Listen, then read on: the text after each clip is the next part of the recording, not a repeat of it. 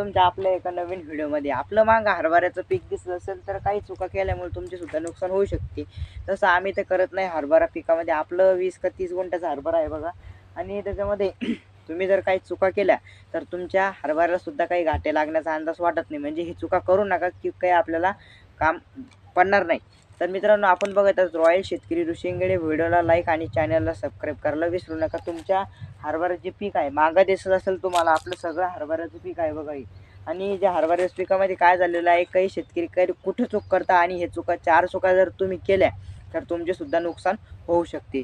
तर सांगतो, पण पहिले व्हिडिओला लाईक करायला आणि चॅनलला सबस्क्राईब करायला विसरू नका. की तुमच्या जे हरभरा पीक आहे, सर्व शेतकऱ्यांना हरभराचं पीक घेतलं असतं. 10 गुंठे 20 गुंठे कोणी 1 एकर 2-2 एकर घेतलेलं असतं. पण काही शेतकरी काही चूक करून देतात, त्याला घाटेच लागत नाही, काहीचे फुलंच लागत नाही. हे कसं काय होतं, हे तुम्ही 5-4 चुका जर नसेल केल्या तर तुमच्या 100% या हरभरा पिकामध्ये उत्पादन शिल्लक निघू शकतं. आणि 4 चुका केल्या असेल तर मग निघू शकत नाही, गॅरंटी देतो. काय आहे पहिली चूक? चला सांगतो तुम्हाला पहिली चूक काय आहे. पाणी तुषारना देऊ नका. फुलामध्ये जर आपला हरभरा असेल तर पाणी तुषारना देऊ नका, म्हणजे त्याचे फुलगळ होणार नाही. दुसरी गोष्ट काय आहे, हरभऱ्यामध्ये कोणताही तणनाशक वापरू नका. म्हणजे हरभऱ्यामध्ये फुलावस्थामध्ये असणारं, दुसरी गोष्ट अवस्थामध्ये असणारं कोणताही तणनाशक वापरू नका, म्हणजे हरभऱ्याचे नुकसान होणार नाही. आता इतर गवतावरलं दुसरं तुम्ही म्हणशाल झाला हरभरा मोठा, आता फुलामध्ये देऊ आपण खालून मारून, ते सुद्धा तुम्हाला चालणार नाही.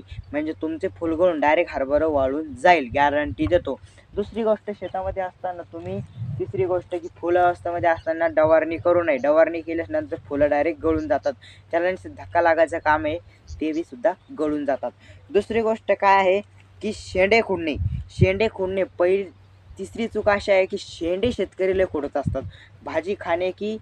भाजी बनवण्यासाठी शेंडे लय खोडतात. 50% महाराष्ट्रामध्ये शेतकरी हरभऱ्याची शेंडे नक्कीच खोडत असेल, गॅरंटी देतो. तेच मी सांगतो तुम्हाला, शेंडे खोडू नका. किती दिवसाच्या नंतर शेंडे खोडायला पाहिजे? फुलावस्थामध्ये काही शेतकरी शेंडे खोडत असतात. आम्ही सुद्धा शेंडे खोडले, फुलावस्थामध्ये खोडले होते, काहून की हरभऱ्याला काहीच येत नाही. फुलावस्थामध्ये कत्ताही एक सुद्धा शेंडा खोडायचा नाही, तुमची नुकसान होणार नाही अजिबात, गॅरंटी देतो.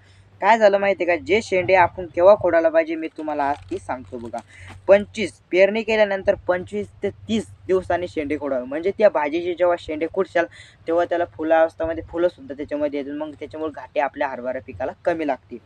दुसरी गोष्ट काय, चुकीच्या पद्धतीने औषध मारू नका. चौथी गोष्ट काय, चुकीच्या पद्धतीने कोणतेही औषध मारू नका, म्हणजे आपल्या हरभरा पिकाला काही हानिकारक गोष्ट पोहोचू नाही म्हणून, वाळून जाऊ नये म्हणून, काही पण असे काही करू नका. म्हणजे तुमच्या पिकामध्ये जर तुम्ही काही अशी वेगळी काही फवारणी घरी उरलेलं औषध असेल ते मारू नका, की मारल्याच्या नंतर हरभऱ्याला काही हानिकारक पोहोचली नाही पाहिजे. त्याच्यामुळे आजचा व्हिडिओ होता.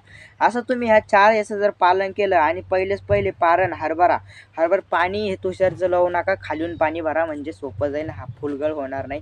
70 ते फुलं लागल्यानंतर, आधी 70 फुलं लागले तेव्हा पाणी नियोजन करा, नाही 70 फुलं लागायच्या आधी सुद्धा पाणी नियोजन करू शकता. म्हणजे तुमच्या पिकाला जर फुल लागेल असेल तर तुम्ही पाणी नियोजन करत असताना हे तुषारचा वापर करू नका. काही शेतकरी शेतामध्ये तुषारचा वापर करता, त्याच्यामुळे त्याला झपके बसते आणि फुलं सारे गळ होऊ शकते. तर सांगण्याचं तात्पर्य एवढे, शेंडे खोडणे करू नका, आणि दुसरी गोष्ट चुकीचे औषध मारू नका, आणि असं तणनाशक वगैरे कोणतं शेतात घरी उरलेलं ते मारू नका, आणि जे काही घरी उरलेलं औषध आळायचं ते मारू नका. एखाद्या बारची ना हरभरा जाळण्याची गोष्ट होऊ शकते. तुम्हाला आजचा व्हिडिओ होता. कसा लागला व्हिडिओ? जय हिंद, जय महाराष्ट्र. ह्या व्हिडिओला जास्तीत जास्त शेअर करायला, आणि ह्या गोष्टी चुकू नका. वर थंबनेलवरती दिसेल 5 गोष्टी नाही 4च गोष्टी होत्या, त्याच्यामुळे तुम्ही ही चुकी करू नका. कसा लागला व्हिडिओ? जय हिंद, जय महाराष्ट्र. व्हिडिओ पूर्ण बघा आणि तुम्हाला समजून घ्या, ही गोष्टी करू नका.